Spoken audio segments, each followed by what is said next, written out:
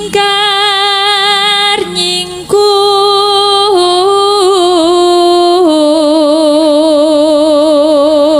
pendak-pendak tak nggo conto lho nok to nggo conto piye Elisa kuwi ora Jawa asli kuwi iso nguri-uri kabudayan Jawa nek awak dhewe sing Jawa asli kok ora gelem uri-uri iki ndah kaya ngapa isine ya nak iya ngono ya mak iya iki basa Jawa e angel ra jamak we meso nekuk-nekuk ilat ben supaya iso nganti disetrum sih kayak Pak ben iso muni Jawa ngono tapi yo aku seneng soalnya saiki akeh cah enom-enom yo dadi dosen ning saiki ne do laporan karo aku cah nom-nom saiki terima kasih Mbak Elisa dan Pak Seno sekarang udah jadi inspirasi anak-anak muda sekarang seneng nonton wayang ngaten niku kata sing sakniki seneng nonton wayang soalnya cuman nonton Bagong Pak Seno lucu ngaten niku iya ning aku sing pecah sirahe soalnya kenapa lah ya bendina ditajaluki lakon Bagong nganti lakon Bagong iki jane ora ana lho nganti aku ngarang dhewe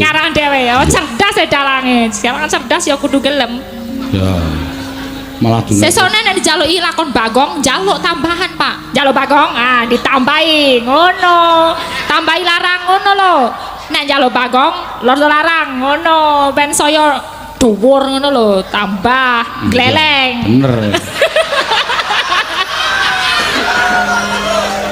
oke sesuk tak njaluk tambah ning bayarmu ajeg lho lho kok ngono lah iya lah sing dhuwur aku kok sing mikir Bagong aku kok oh iya ora apa-apa ben saya berkelas Bagonge to iya yuk wiwitane nyingkar nyingkur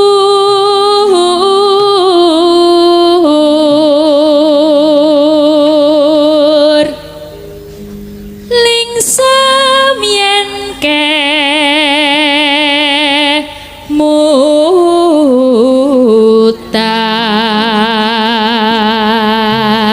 neno lelampahan kang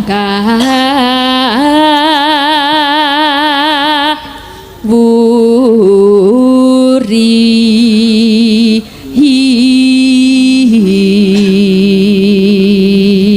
Mbak Elisa iki ora mung iso nembang ning iso mayang no oh iya ta iya jane sesuk mbok menawa tahun ngarep awak dhewe isih ditimbali mrene mbok menawa ya nek ana sing ngersake wayang awan Elisa yo wis siap ya saya waduh ya rada larang sithik ya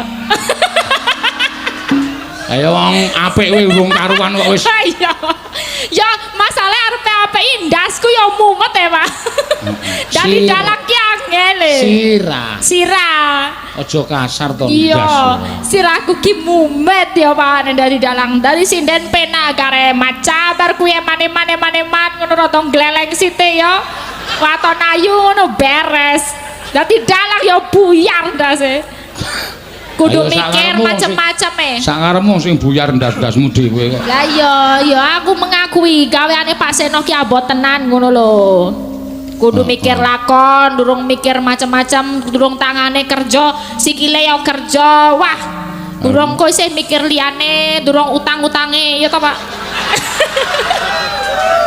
ayo direwangi niki ya minggu nyaur utang kok ya iya terus enak tresna tulus nadyan ning gubuk asmara.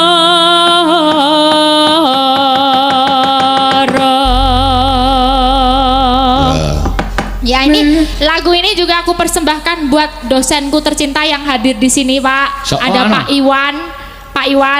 Ini dosen tari jurusan ISI Yogyakarta. Oh, Pak Iwan ono. Oh, ada tapi membaur bersama penonton. Oh, ada di sini beliaunya. Semoga beliau suka ya. Seneng Pak nek ini penontonnya soalnya rareti arep ono kasta, ono pejabat, ono apa semuanya jadi satu. Makanya yang namanya pertunjukan wayang tuh nggak tahu itu. Pertunjukan untuk rakyat. Untuk rakyat. Orang ngerti kui golongan apa ya luweh ngono ya Pak.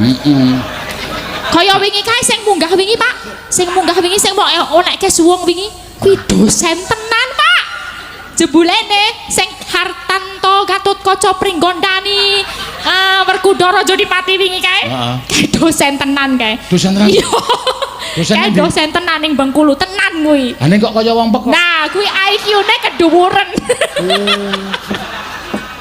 Kaya wong edan bol dosen tenan kok. Iya ya ora apa-apa. Kuwi. Nyatane dhek ya seneng kok ya. Iya Monggo. seneng. Iya.